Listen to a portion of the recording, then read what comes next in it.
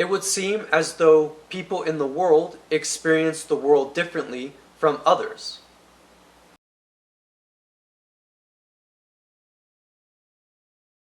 Hi, I'm Phoenix and welcome back to my YouTube channel. I encourage you to hit that like button, to subscribe for more quality content, and to share with your friends. I also encourage you to check out the playlist tab for more videos and to check out my books. I will put the link in the description below to my author page. Now, this is a new episode in my ongoing Philosopher Series. I'm very excited to do this video in response to the work of Sextus Empiricus, who is another philosopher.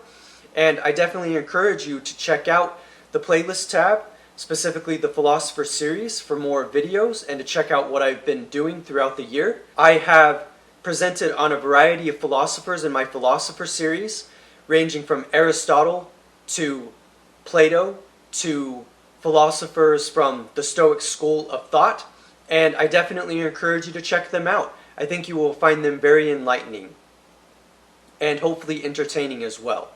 Now, I'm Phoenix, and you might be wondering what this video is going to be about, and that is definitely a valid question. So let's start off with simple definitions. As you may know, I've already talked about several philosophers, and that includes Socrates, as well as Plato and Aristotle, as well as the Stoics. And what I would say is that the Stoics seem to see the world in a very sure way, in a very confident way you could even describe, maybe even overconfident, in that they had their series of rules and principles and morals to follow, and they also had their theories of reality and what reality means. And so, contrasting this is the view of the dogmatists, who have a view that there is nothing that can be known, and that there is nothing that can be even experienced about the world, and that there is much that remains unknown. If not, it all being unknown, and the fact is that we can never know anything at all about the world. But in between this spectrum, as you could call it, is the philosophy of the Pyrrhonists, of Pyronian skepticism, as well as the philosophy of Sextus Empiricus. And today I would like to focus on Pyronian skepticism and the consequences of that. So without further ado, let's dive right in. Now, as a reference point, Socrates was a skeptic. You may remember my video in my Philosopher Series, which if you haven't seen, I encourage you to check out. And the thing to be aware of is that Socrates was a skeptic because it wasn't so much that he didn't think that he couldn't know anything at all, and it wasn't so much that he had the world completely figured out and understood. He was somewhere in the middle. Socrates was always trying to find the truth, and the way that you can describe skeptics in this classical sense is by thinking of them as being philosophers and thinkers that hold the world of judgment in suspension and don't always postulate about it, while also still understanding certain aspects of the world as well, but doing that through a constant search.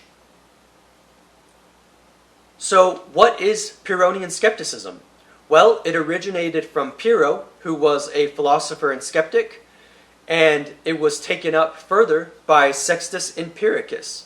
And the original Pyrrhonian component and description that was described by Pyrrho was the idea that skepticism involves a constant suspension of judgment. And so this means that people that are engaging with Pyrrhonism are able to put their views and beliefs and world views into suspension, and they don't immediately postulate things, and they are constantly searching.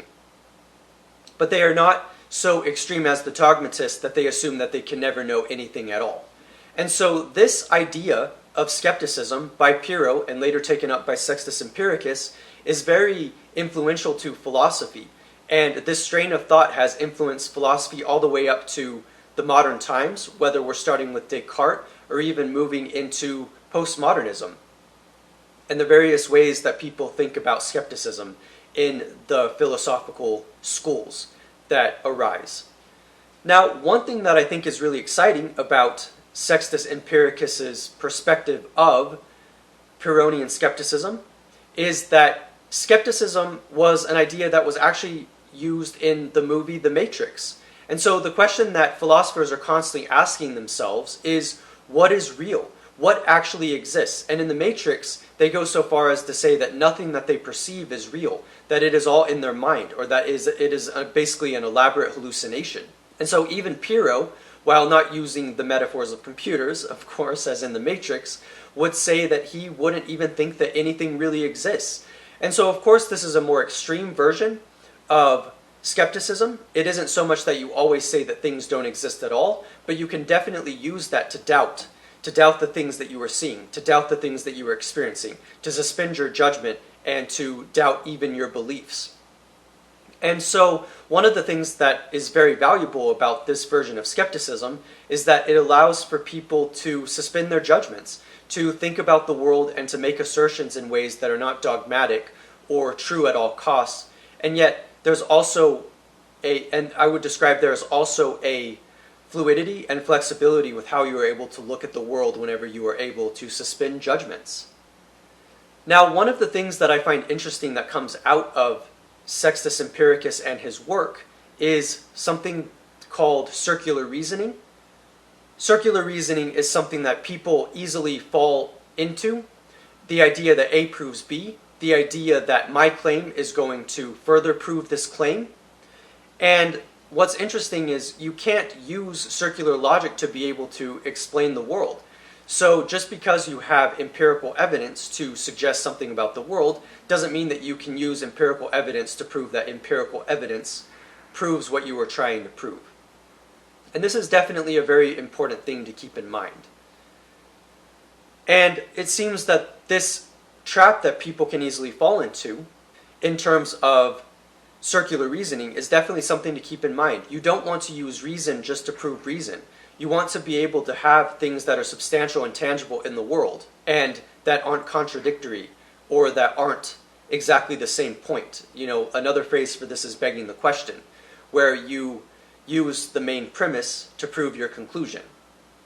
And you definitely don't want to do this, and it is interesting that this falls in line with skepticism, as we see it in Pyronian philosophy, which is something that comes about because we understand that we don't want to be repetitive when we are explaining things in the world, when we are providing evidence. And so this is very important to keep in mind. Indeed, skepticism is very important to philosophy, and I enjoyed reading the book Outlines of Pyrrhonism by Sextus Empiricus because it helped me to see the world in a different way, and it helped me to see the world in terms of skepticism and being able to put things in doubt. And I think that this is very valuable. I think that the importance of Pyrrhonian skepticism in philosophy is definitely capturing the idea that you can't know things for certain, the idea that even our beliefs should be held in suspension and should be held in judgment because we don't always know if they are true. And this is definitely important to keep in mind as an inquisitive person and as someone who expresses themselves while also exploring the world and while also constantly searching. Now, my take on skepticism, Pyrrhonian skepticism as well, is that skepticism is very valuable for understanding more about the world, for not being dogmatic, for not pushing your views, for constantly being able to search and being able to stay in a constant state of suspension, of judgment, as well as a kind of free thinking that you are able to establish, because your point is not necessarily to prove anything specifically. Your point is not necessarily to prove that only certain things exist. And so while I find value in the Stoics as an example, I would say that they might be a little bit too specific about their principles, whether moral or metaphysical, and it prevents people from coming to their own conclusions about what morality and what the nature of the world is and should be. And so this is very valuable for thinking about all of the things that we take for granted, but also able to acknowledge that some of the things that we think are true may not be true at all. And this is definitely important to keep in mind. I will say, though, that as much as I like skepticism, as much as skepticism allows me to be free in my thinking and be able to keep things alive and exciting and vibrant, the thing that's difficult is that I feel as though you do have to have beliefs to an extent. you do need a belief structure, because otherwise you don't act in the world at all. And so it seems that Pyronian skepticism is in some ways more of a radical view, and I don't necessarily see this as bad. In fact, I like the idea specifically of suspending judgment, but it does seem that we have to have some degree of belief in order to operate in the world. There was a point at which I was so skeptical in my life that I literally assumed that I knew nothing.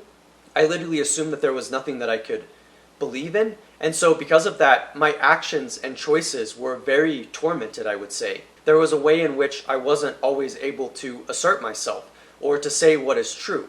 And I'm not sure that skepticism necessarily goes that far in the philosophies that we see in other philosophers and other systems of thought, but it is definitely something that is there and something that we can't ignore. And so it's definitely important to keep that in mind.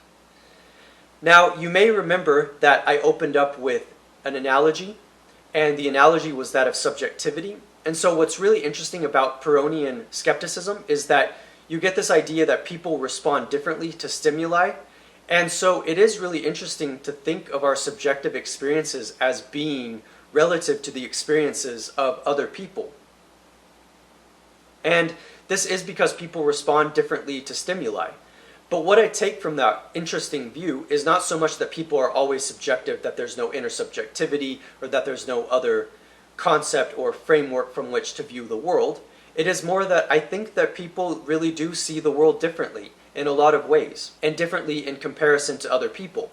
If we respond differently to stimuli and to ideas and to thought and to our own environment and to our existence, it is definitely very true that we definitely experience the world differently. And I think out of all of the things that come out of skepticism and Sextus Empiricus and some of these other philosophers is this idea that people really do see the world differently and how there is a freedom in that.